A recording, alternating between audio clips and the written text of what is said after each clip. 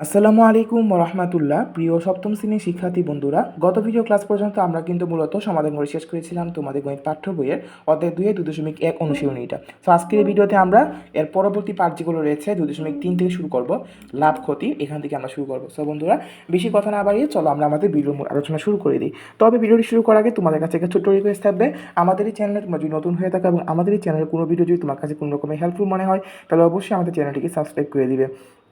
So চলে এরপর আমরা আলোচনা একটু সামনে এগিয়ে নিই। একজন দোকানদার 1 ডজন বল পেন 60 টাকায় ক্রয় করে 72 টাকায় বিক্রি করেন। খেয়াল করবা, 60 টাকায় কিনেছে, 72 টাকায় বিক্রি করেছে। এখানে দোকানদার কিন্তু 12টি বল পেন 60 টাকায় ক্রয় করেছেন, তাই না? ফলে একটি বল পেনের ক্রয় মূল্য হচ্ছে 60/12, বা আমরা পাচ্ছি কত, যে 5 টাকা। আবার তিনি 12টি বল পেন 72 টাকায় বিক্রয় করলেন, ফলে একটি বল পেনের বিক্রয় মূল্য কত হবে? 6 টাকা, তাই না? তার মানে আমরা বলতে পারি একটি বল পেনের ক্রয় মূল্য 5 টাকা, বিক্রয় মূল্য 6 টাকা। তার মানে এখান থেকে কিন্তু আমরা কিন্তু একটা মোটামুটি চিন্তা করে নিতে পারতেছি যে এখানে কিন্তু লাভ হচ্ছে, তাই না? কোনো জিনিস যে মূল্যে ক্রয় করা হয় তাকে কিন্তু আমরা ক্রয় মূল্য বলি, এবং যে মূল্যে বিক্রয় করা হয় তাকে আমরা বিক্রয় মূল্য বলি। এটা তোমরা সবাই জানো। ক্রয় মূল্যের চেয়ে বিক্রয় মূল্য বেশি হলে লাভ হয়, ক্রয় মূল্যের চেয়ে বিক্রয় মূল্য বেশি হলে কী হবে? অবশ্যই লাভ হবে। তো লাভ ইকুয়াল কী হবে? বিক্রয় মূল্য মাইনাস ক্রয় মূল্য। বিক্রয় মূল্য যদি বড় হবে, তা বিক্রয় মূল্য থেকে ক্রয় মূল্য আমাদের বিয়োগ করতে হবে। তো 6 টাকা মাইনাস 5 টাকা মানে হচ্ছে 1 টাকা লাভ হচ্ছে আমাদের। আবার মনে করি একজন কলা বিক্রেতা খালি কলা 20 টাকায় ক্রয় করে 18 টাকায় বিক্রয় করলেন।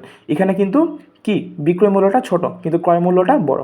ক্রয় মূল্যের চেয়ে বিক্রয় মূল্য কম হলে ক্ষতি বা লোকসান হয়। সো এখানে বিক্রয় মূল্য কম, ক্রয় মূল্য বেশি, সেই জন্য এখানে ক্ষতি হয়েছে। তার ক্ষতি করে কি? ক্রয় মূল্য মাইনাস বিক্রয় মূল্য। ক্রয় মূল্য যদি বড় হবে, তাই ক্রয় মূল্যের প্রথমে লিখলাম। তো 20 মাইনাস 18 বা 2 টাকা, তার মানে 2 টাকা তার প্রতি হালিতে ক্ষতি হচ্ছে, যে এখানে কলা বিক্রেতা প্রতি হালিতে 2 টাকা করে ক্ষতি করলেন।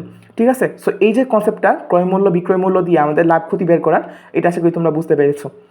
আমরা আরেকটা জিনিস খেয়াল করি, মনে করি একজন কাপড় ব্যবসায়ী মার্কেটে একটি দোকান ভাড়া নিয়ে 5 জন কর্মচারী নিয়োগ দিলেন। তিনি দোকানের ভাড়া, কর্মচারীদের বেতন, দোকানের বিদ্যুৎ বিল এবং অন্যান্য আনুষঙ্গিক খরচ বহন করবেন। এ সকল খরচ তার কাপড়ের ক্রয় মূল্যের সাথে যোগ করা হয়। এই যোগফলে হচ্ছে মোট খরচ। যদি ওই কাপড় ব্যবসায়ী মোট 2 লক্ষ টাকা ব্যবসায় খাটিয়ে 2,50,000 টাকায় ওই কাপড় বিক্রয় করেন, তবে তার কিন্তু লাভ হচ্ছে কত? 50,000 টাকা, তাই না? আবার যদি মাস শেষে 1,80,000 টাকায় কাপড় বিক্রি করেন, তাহলে কিন্তু তার দেখো 2 লক্ষ মাইনাস 1,80,000 টাকা বা 20,000 টাকা কিন্তু তার ক্ষতি বা লোকসান হয়ে যাবে। এখানে একটা জিনিস খেয়াল করবা, লাভ ইকুয়াল হচ্ছে বিক্রয় মূল্য মাইনাস ক্রয় মূল্য, এবং ক্ষতি ইকুয়াল হচ্ছে ক্রয় মূল্য মাইনাস বিক্রয় মূল্য। সো এগুলোকে আবার তারা বিভিন্ন রকমের সূত্র বানিয়ে নিয়েছে, পক্ষান্তর করে না করে এরকমভাবে তারা তৈরি করে নিচ্ছে। এটা তোমরা বুঝতেই পারতেছো। ঠিক আছে? সো এটা নিয়ে আর আলোচনা করলাম না। লাভ বা ক্ষতিকে আমরা শতকরায় প্রকাশ করতে পারি, কিন্তু শতকরায় প্রকাশ করতে পারি। যে উপরে আলোচনায় 5 টাকায় বল পেন কিনে 6 টাকায় বিক্রি করায় 1 টাকা লাভ হচ্ছে।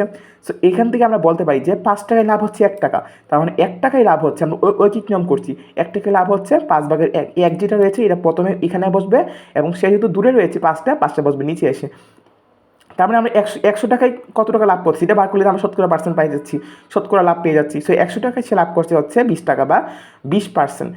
তার মানে নির্ণীয় লাভ হচ্ছে 20%। সো এই যে শতকরা প্রকাশটা কিন্তু তোমরা আশা করি বুঝতে পেরেছো। ঠিক আছে? অনুরূপভাবে কলা বিক্রেতা 20 টাকার কলা কিনে 18 টাকায় বিক্রয় করায় তার 2 টাকা ক্ষতি হয়েছে।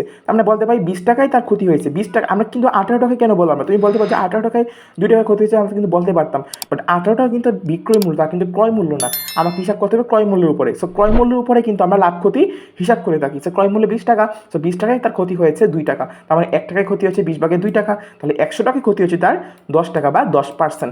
ঠিক আছে? মানে 100 টাকায় তার কত ক্ষতি বা লাভ হয়েছে সেটা যদি আমরা বের করে ফেলি, তাহলেই কিন্তু আমরা সেখান থেকে তার ক্ষতিটা পেয়ে যাব।